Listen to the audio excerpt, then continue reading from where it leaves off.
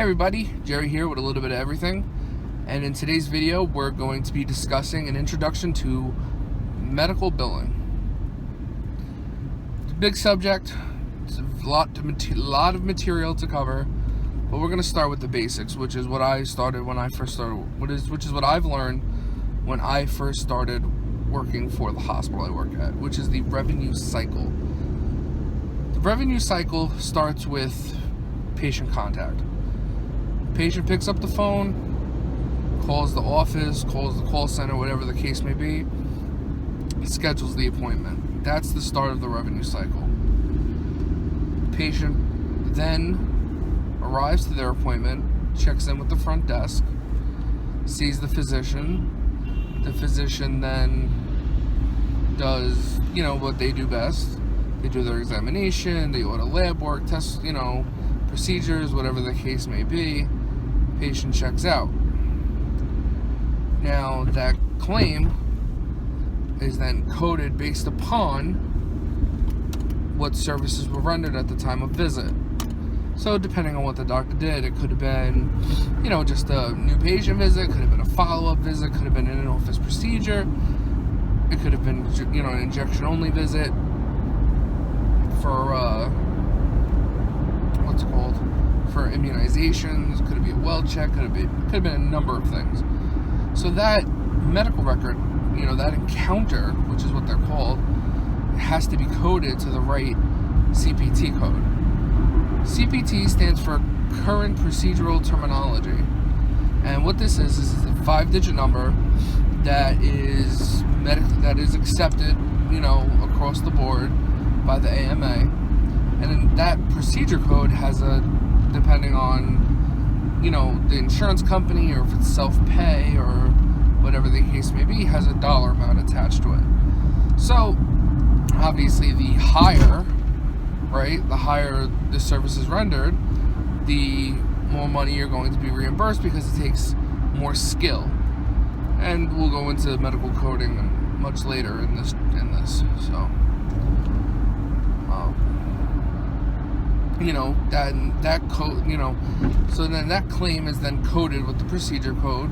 The claim gets sent out to the insurance company.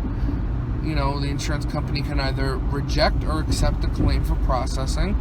If it's accepted, it goes into processing. Once it's done processing, the insurance company will send out an EOB if required to the patient and the insurance company. And EOB stands for Explanation of Benefits. And what this is, it basically states, what the physician's charged versus what the contracted rate is, and if there's any patient responsibility. And what I say by patient responsibility is there could either be a copay, a co-insurance, or a deductible. Let's cover those three things briefly. Copay is basically, a part of the claim or bill that we send the insurance company, and basically it's just a portion of it. So if, let's say, the contracted rate for a follow-up visit's $100 and your copay is $10 of that I won't get from the insurance company, that I have to get from you, the patient. And basically that's going to allow me to collect some of my money up front. That's why if you notice, doctors' offices and hospitals are so anal retentive about collecting co-payments, because that's their money up front. And you'll notice this because that's what it's about. That's the name of the game. They could say it's patient care, but it's money. Remember this, people. They don't have huge departments for billing just because. So that's a copay. A co-insurance is when the claim is then processed, you get your EOB, and your co-insurance could be anywhere from 5% to as high as 60%. So basically, let's say the bill after contracted rate is $100, you have no copay, but you've got a 20% co-insurance. That means that 20% of that bill is your responsibility. The insurance company will not pay that 20%. They pay 80%. So that's a brief explanation of that. We'll go into more details with that at a later date. Deductible. Deductible, deductible, deductible. Deductible is the name of the game. This is the worst thing that people fight with on a daily basis, especially with me, because I deal with surgery. So, especially in the beginning of the year, everybody's deductibles gets reset every year. Or depending on if you're one of those lucky people and your deductible resets like midterm, like middle of the year, so you've kind of met your deductible for the year, so you can kind of get away with it. Basically, a deductible is a certain number that you have with your insurance company. It's a contract that you have with your insurance company, and that number is a dollar amount. So I could say my deductible is $1,000 for the year, and that's pretty low. It's actually pretty damn good, believe it or not. So as a patient, my responsibility is $1,000 before my insurance company will even make a payment. Listen to this closely, people. $1,000 is your responsibility before your insurance company will even make a payment. So think about that. So, moving forward.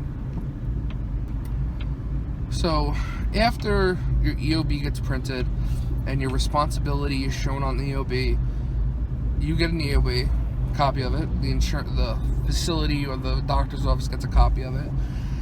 And then their billing department will then put the EOB into their system. They'll adjust their prices accordingly so that you get a bill for your responsibility if there is any.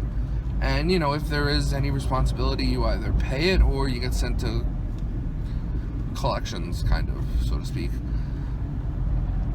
And, that's basically the end of the revenue cycle. So, like I said, the revenue cycle is basically what hospitals go off of. It basically makes sure that they have a constant cash flow. And, big hospitals, like ones I work at, there's always money coming in. Always money coming in. I think that's going to wrap it up for the revenue cycle and the introduction to medical billing. I mean, medical billing is not overly complex. It's simplistic in a way. It's just like any other bill, honestly. It's like your cell phone bill. You do this, you get that, you this is what you gotta pay.